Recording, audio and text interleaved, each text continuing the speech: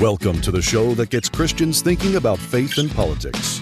Get ready to challenge the status quo, expand your imagination, and tackle controversy head on. Let's stand together at the intersection of faith and freedom.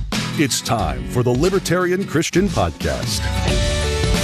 Welcome to another episode of the Libertarian Christian Podcast, a project of the Libertarian Christian Institute and part of the Christians for Liberty Network.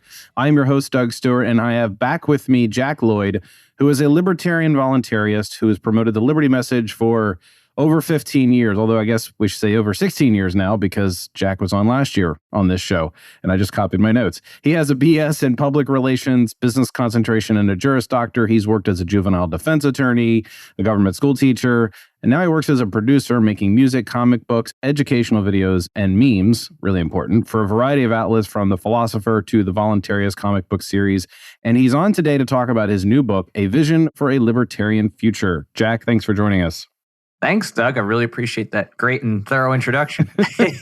Well, I probably pulled it from like your website or the back of one of your books. And yeah, I have to update it next time you come on the show. So it says 17 years or whatever number it is. It was actually only, well, I guess it's almost a year, 40 or so episodes ago that you were on. So it wasn't that long ago that we had a conversation about libertarianism and what does it mean to be a voluntarist. So for listeners, they can go back and listen to the conversation we had about what is voluntarism. So what is this latest book about? It's called A Vision for a Libertarian Future. It's not difficult to read. In fact, I read it in about a day and a half because I had other things going on, but I could have just sat down and read it in one sitting if I really needed to. So what's the book about and who are you aiming this for?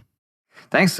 So my next book here in my nonfiction line, A Vision for a Libertarian Future, is kind of putting together the big picture ideas about what it means to meaningfully move in incrementalism toward a free market and toward a kind of libertarian society.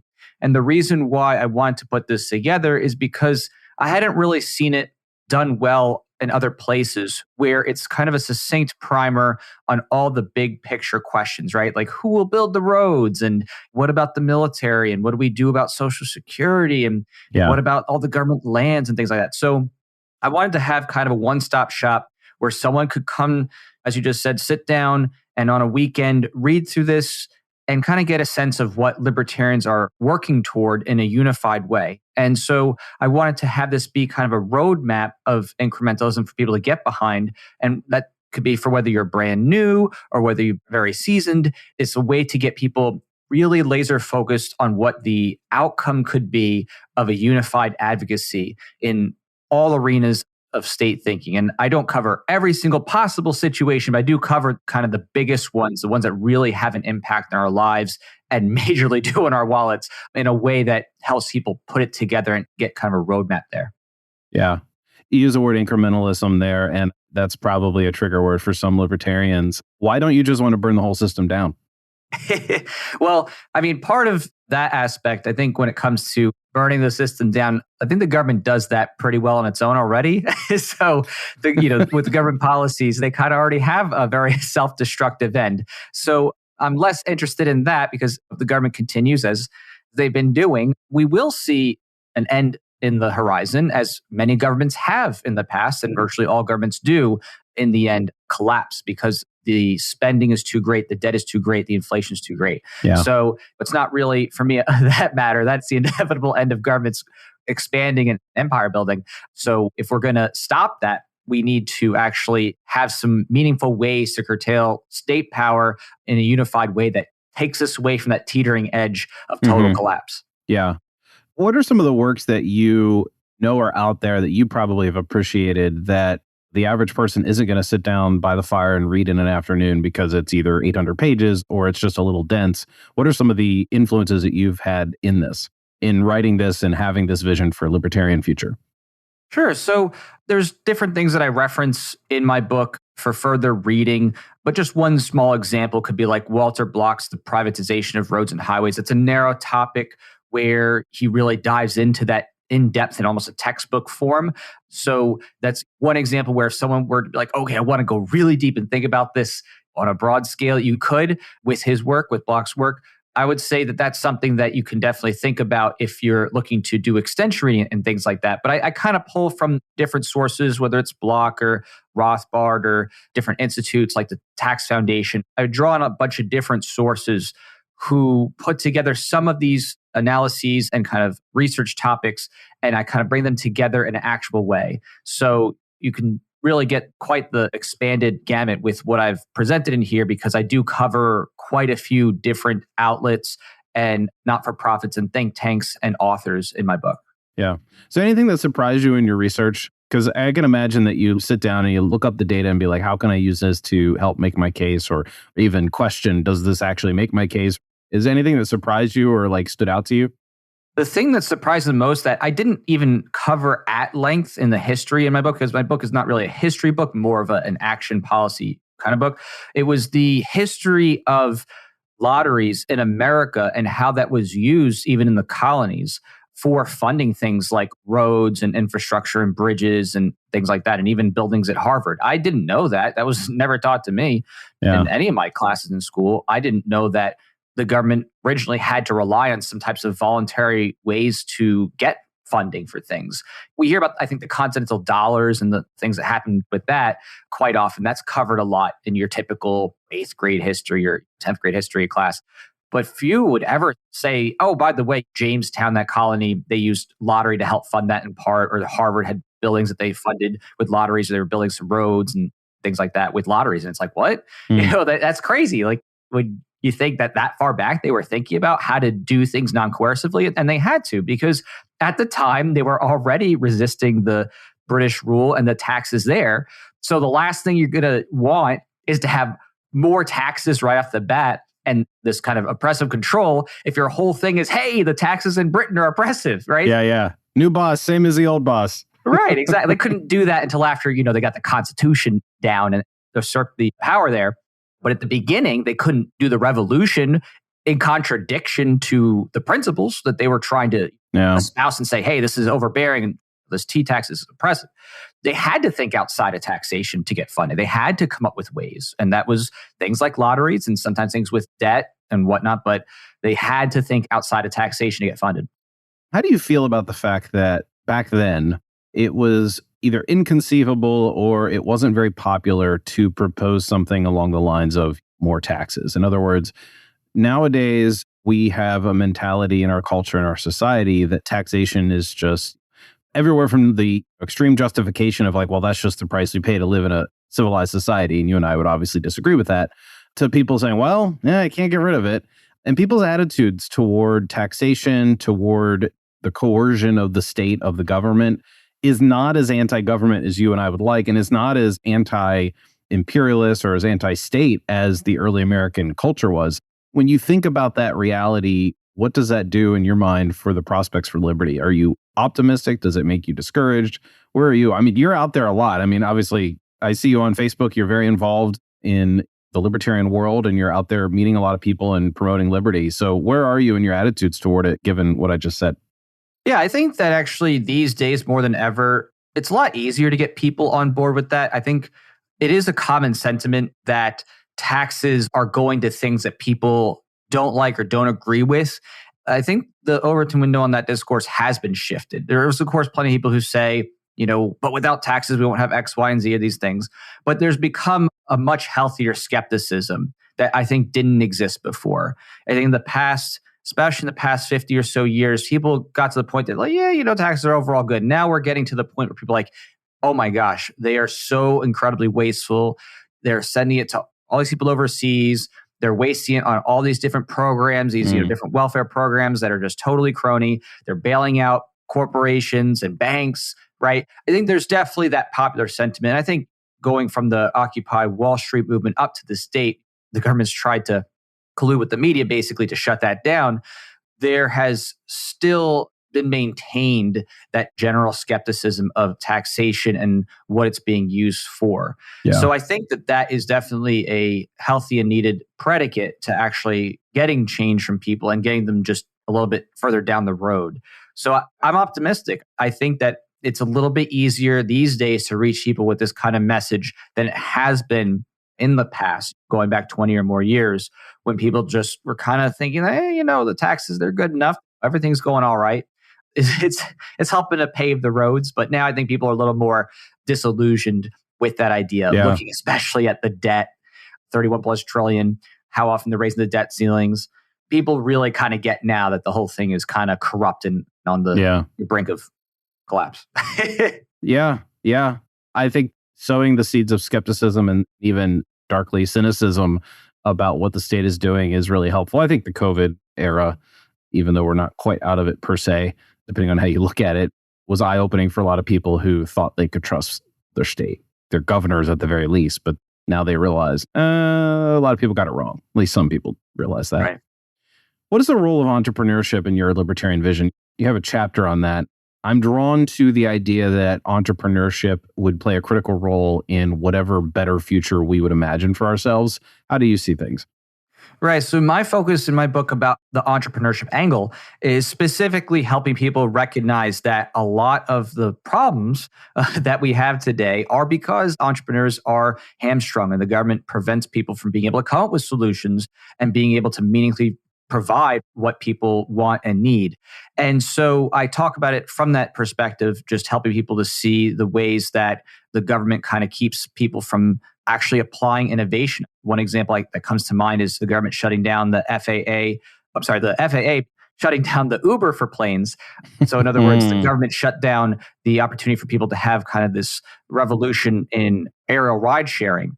And that's just one of many examples where the government is actively hampering production that would lead to people being able to get off the ground and start to think outside of even the roads. Literally in that case. Right, literally. And around the world right now, there's already other governments that are less restrictive that are piloting autonomous drones, and they're looking at ways to actually have more forms of aerial taxis and ride-sharing services. So meanwhile, here we're getting the worst of everything. We're having the government subsidize certain people and then shut down alternatives. And we're really missing out on the abundance of what would happen if we actually had a free market in those things. So when I talk about entrepreneurship, I especially focus it on that aspect, that the problems created by state regulation and cronyism are going to be quickly fixed when people are actually able to meaningfully choose what options work for them and to be able to support that which gives them value and is actually sustainable.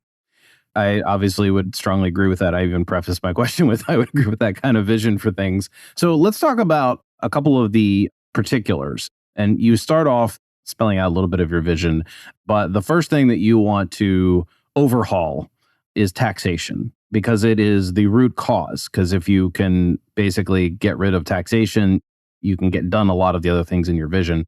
Talk about what that root cause is doing to us and why would that be your first place? I would have chosen things like end the occupation of our troops overseas and the Federal Reserve, which are things that you would agree with, I'm sure. But you started with taxation. So why and what is your incremental plan for that? Sure. So with taxes, that is such an important element of undoing the tyranny of the state because that's their lifeblood. The taxation makes the government unique from other forms of violence because they get your money, whether you like it or not, across the entire population. And so without that kind of mandatory automatic takings, the government really doesn't have this leverage over your life where they can just do whatever they want willy-nilly. And even if you don't like it, too bad, so sad, they're taking it out of your paycheck. So the root of taxation here, kind of striking at that, is going to have amazing ripple effects in terms of the government having to really cater to people's wants and needs and demands, because if people are not finding value in what the government is doing, then they're going to support alternatives. And so in my incrementalism, I talk in terms of a 10-year window if we're winding down taxation. And I start with the income tax, as that cuts across quite a few people. And that savings that you'd have from not having to deal with all that paperwork and all that reporting would be absolutely enormous. In fact, the Tax Foundation notes that you're spending possibly upwards of a third of the year of your money just going to the government in taxes, and then hours and hours of time dealing with that in terms of records keeping and reporting. The equivalent of, I think it's something like 3 million people working throughout the year having to actually do that type of paperwork all year long is the amount of time it takes to do all that type of paperwork. So it's pretty enormous in terms of the size of the cost, both in direct cost of people's time and in the amount of their wallets. Of course, that doesn't end all of taxation, that, because there's many types of taxes, but that's a great start to begin with in moving toward a truly voluntarily supported government. And I talk about how the taxes that would be upended after that would be the ones that are basically least tied to servicing, things like alcohol tax or dog license tax and stuff like that. And then at the end, the ones that are more tied to it, like the gas tax, where it's a little bit closer approximation to use of the roads. So basically, the incrementalism is the ability for the government to have time to adjust, for the public to adjust.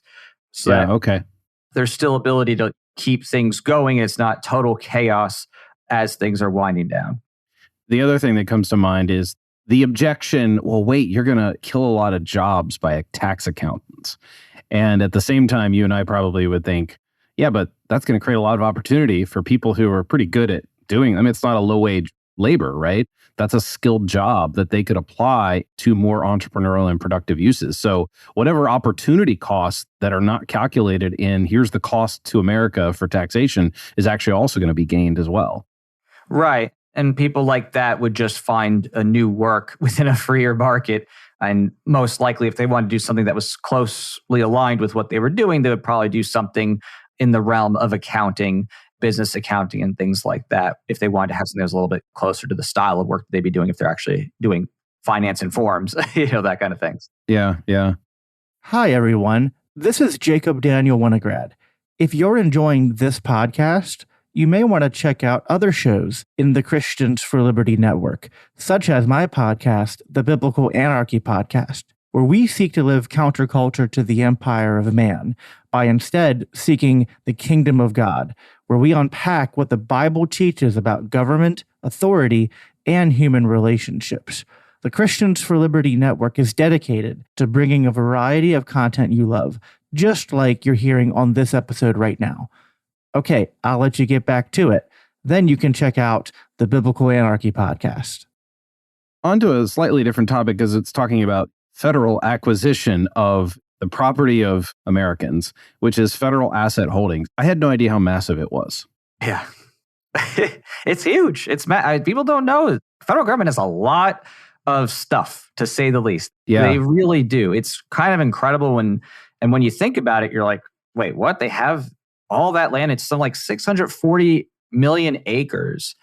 And the Department of Defense itself has some 640-ish thousand assets, which are like buildings, utilities, roads, fences, and all that kind of stuff. So there's just so much that the government has under its control, and people are completely denied from that in terms of use in many ways. The government just literally sets this off and nobody's on it. So we have a big issue here with the government having all these resources and no privatization there because the government's just holding it. So if we're meaningfully going to get the government reduced down in size, scope, and power, you can't just think about the actual taxes being taken. We have to think about the actual size of the state and the holdings. And so I think that is a ripe opportunity for people to be able to get restitution, because if they can get privatization out of the land of federal holdings and some of those structures, we have a win-win situation. We have meaningful privatization where individuals are actually getting private property. Now there's a discrete owner, and that can be leveraged economically, accordingly. And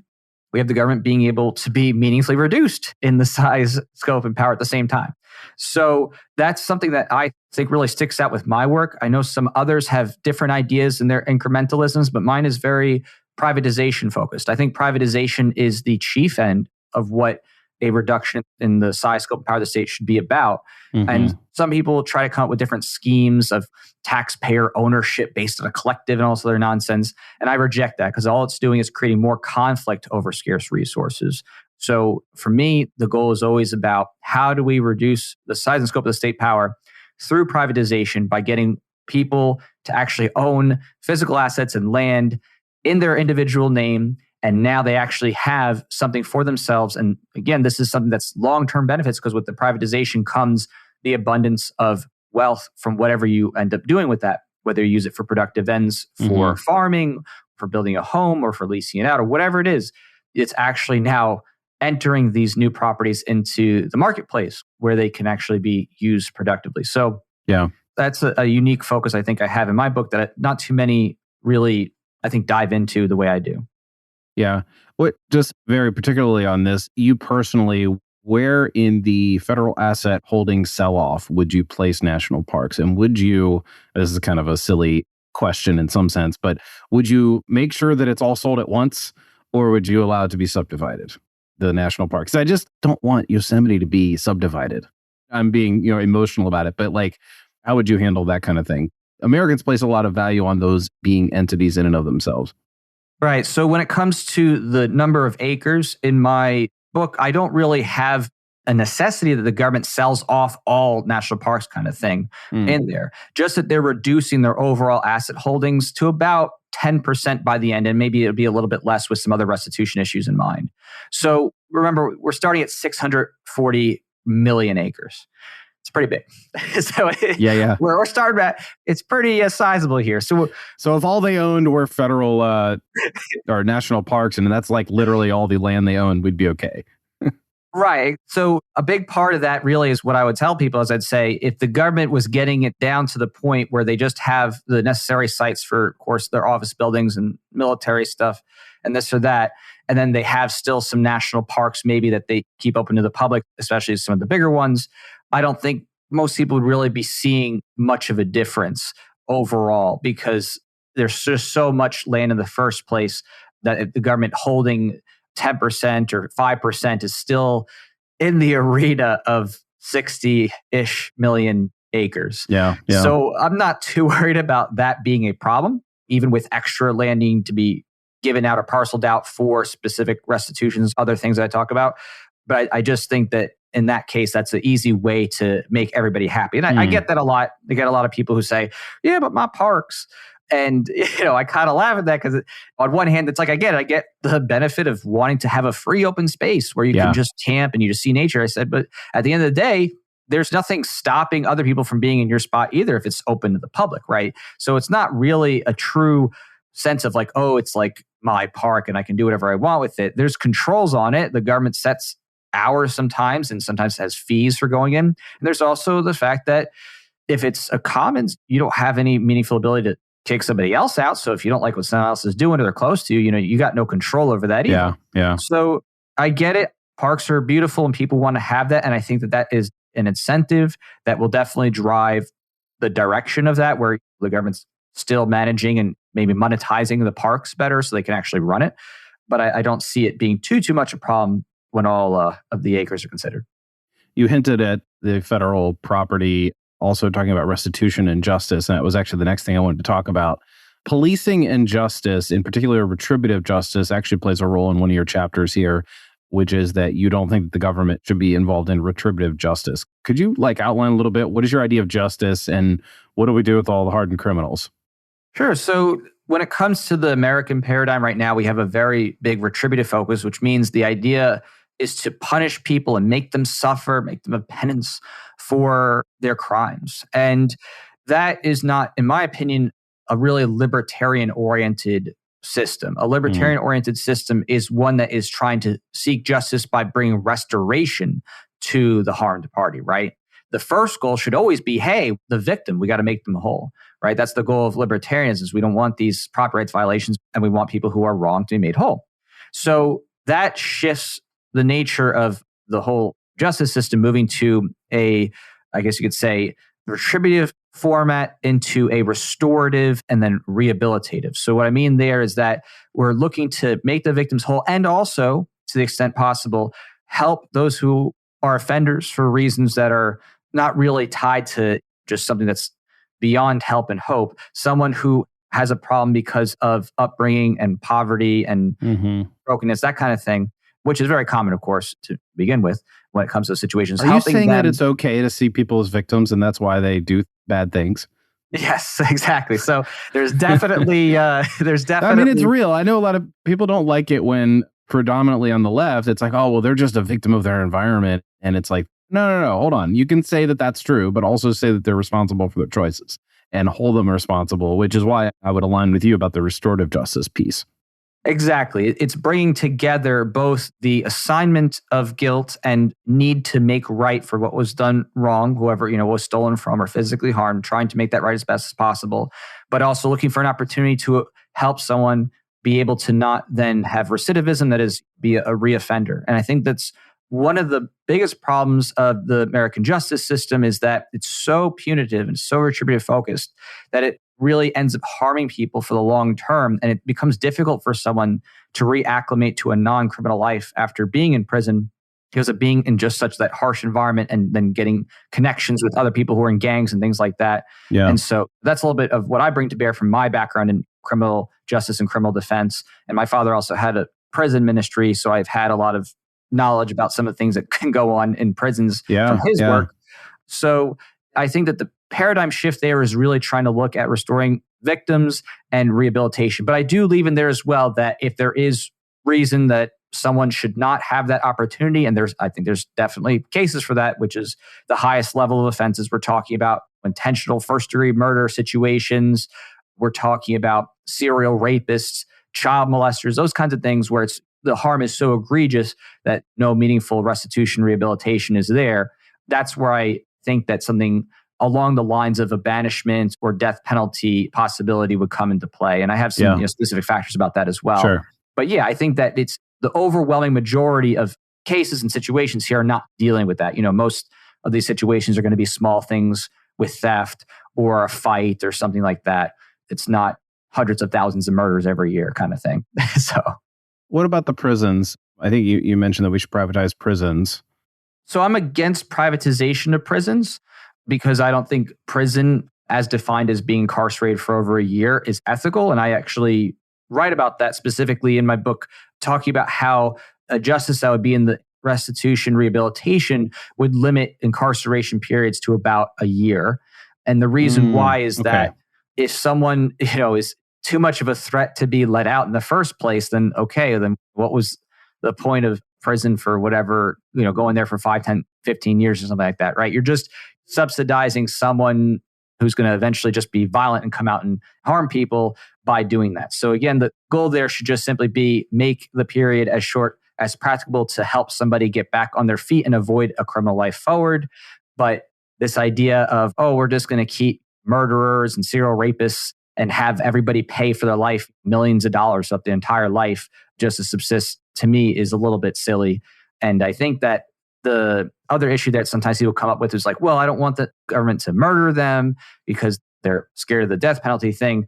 To that I just respond, yes, but the government literally is giving someone a death sentence in that lifetime in prison. They're shortening their life because of the prison conditions, and they're choosing where they're going to die, locked up. So they're getting torture plus death. And very often people also get murdered in prison. If you're there for much longer, much higher probability that you get murdered. And suicide's also rampant, and beatings and rape. So these are all things that are a norm within this very dysfunctional organization that is prison. So I never thought about the fact that technically speaking, they are giving a death sentence. It's just, for a lot of criminals, it's just not like death penalty. Right. The death is not immediate, but they're going to die in prison, and it's going to be an earlier death because of the nature of prison conditions. It's shortening your life, being in a very confined area with low sunlight and the worst nutrition you can imagine, soy burgers and all that stuff, and constantly being stressed, wondering if someone's going to shiv you or beat you with batteries in a sock, that kind of thing. It's really not very fun. So there's nothing glamorous about prisons, and except for the ones that, are the really high level ones, right? You're like white collar criminal where they send Jeffrey Epstein, that kind of thing.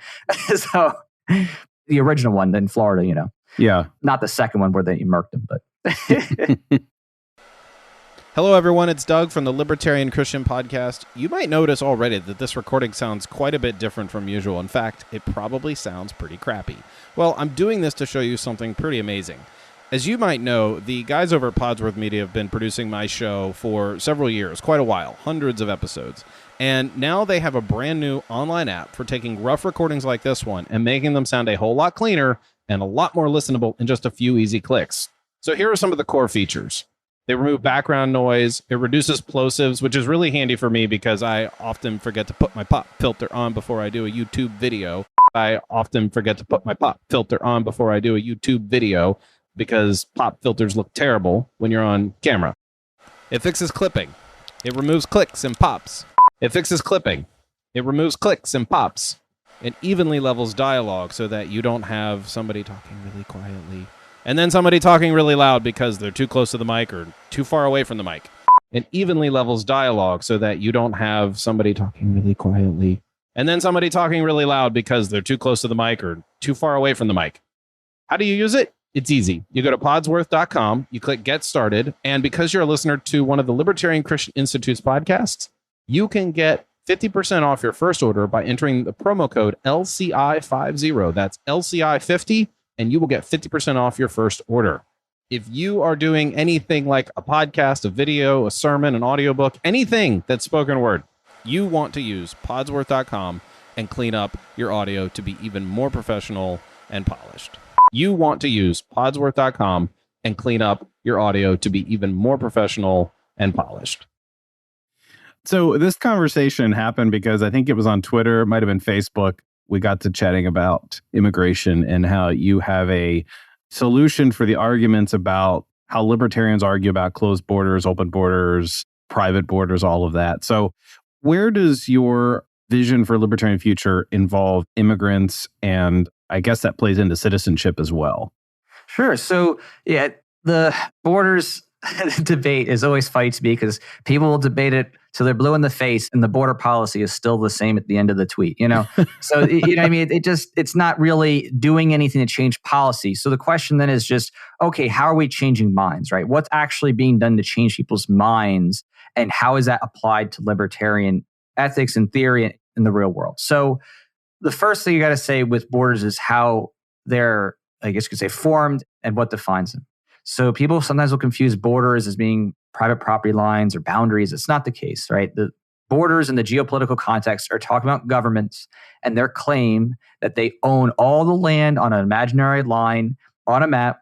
And they say that they have the right to choose who gets to come in or out, and they get to control the private property owners who are living on that border. And they'll use eminent domain sometimes to take that from people, to construct things, you know, like the border wall in Texas and so on and so forth. So it's not really in and of itself an ethical thing, right? Borders philosophically, in terms of government action, are not ethical at all from the voluntarist, small L libertarian perspective. But that said, there are a number of issues that come up with borders that make it that you can't just go radically one way or another without it having some serious consequences. And so even though we know philosophically the state claim is unethical, getting toward freedom in trade and travel takes careful planning and steps to not have another foreign government do some serious damage. And the reason why this is such a concern is because even if you can get these kinds of policies in the US, you don't control the rest of the world. And so there's other governments around the world that are always trying to test the safety of the American system of militarism in the government. They are doing things like cyber attacks or running jets along the coast, getting as close as they can. They try to send in spies. I mean, the US government does this too. This is not like a weird thing. Like, yeah, the US sends in CIA spies and undercover black ops. So this is happening all the time. And if you have a completely, you could say, open border thing, there's absolutely no check whatsoever, you're going to have that opportunity for foreign government agents to come in clandestinely, whether it's they're sending 10 people at different ports throughout the year at different times to organize something, or they're just plotting basically to try to take over the government apparatus. So that's like a real concern. And it exists. This is not hypothetical, theoretical. I mean, you can look at Eric Swalwell or Chinese who leak secrets back to the CCP. It's a normal thing that these governments play in these espionage and regime toppling games. So we have to consider those factors. We also have to consider from the other side too, that when the government has really strong border policies, that they use it to oppress people, right? They will, just like the Soviet Union, use it to keep people in, or North Korea to keep people in. They use it to erode the rights of individuals, like in the US, how the border policy has enabled this zone, 100-mile zone out from any coastline where there's basically no constitutional rights by the government standard. So 66% of Americans effectively have their rights completely erased by the Border Patrol. And in some places, even like the 11th Circuit, they don't even need reasonable suspicion to search your electronics. They can just take it and data dump it and suck all your information off your computer, and you got no recourse. So we have some serious problems with government on both sides of this spectrum. So what I talk about in terms of changing things has to come from this kind of incrementalism that allows people to have freedom in trade and travel at a greater level. When we move toward privatization and we remove the incentives for welfarism through birthright citizenship. So what I suggest in incrementalism, first and foremost, is ending the birthright citizenship. I think that was a huge mistake, this idea that, oh, you're just born here now. Okay, you're a part of the government gets to claim ownership over you. And, oh, you get to vote too, but it's basically the government claiming that you're owned by the government. So I think that needs to be gotten rid of. It should only be elected into. I think that the solution to people coming over otherwise who don't want to be citizens that maybe want to work or travel or visit, I think the solution there is to simply have people have that freedom, but to have higher penalties when it comes to criminal or civil harms. So that way, if someone, is over here and they are not a citizen, but they go and they steal from a store, right? Maybe or they do a hit and run. Those people are going to have higher fines for that situation, and they could potentially be deported if they don't pay those, right? So again, what that's doing is it's saying, hey, you're free to be here, but again, if you're not going to become a citizen and then you're committing violations of property rights against people here, well, now there is a justification for removing that person. And I think that that's a big part of this, is connecting that nexus of someone actually doing harm toward others before it becoming something where there might be a deportation situation. And then on top of that, I suggest that the citizenship program should be changed to a financially based one where people pay to become citizens with a time-based schedule. It's a little complicated. I won't get into all the details, but basically it incentivizes people to do it when they're younger and earlier. And then there's higher costs as you get older. And the idea there is that process would help fund investigations into potential nefarious activity, whether it's human trafficking or attacks by foreign governments and so on and so forth. So it's this idea of how we can open up the US to more trade and travel, people being able to be free to do that without all these types of restrictions on them, but then to be responsible for the harms that they do. And that could also lead to them being deported as a punishment if they actually do harms to others while here.